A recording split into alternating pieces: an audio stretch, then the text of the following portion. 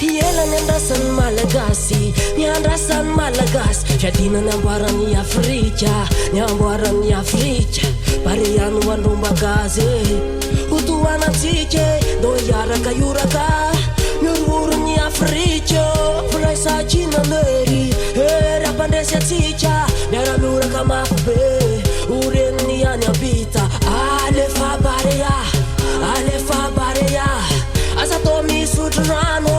ataovy mahitangano barea lasany Ezipta no amelony maso atsika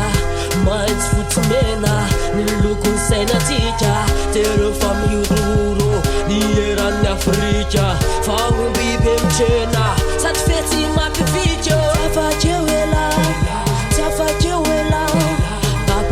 ela tapakeo ela raha vao manohatra de tsy afaka rerakeo ela fanainy ambara alefa barea ento modiny ambara alefa barea ento modiny ambara alefa barea ento modiny ambara alefa barea ento modiny ambara alamin tsara ny saina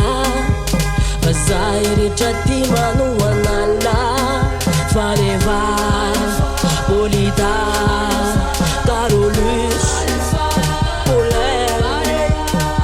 alamin tsara ny saina zay rehetra ty mivavaka hoala Melvin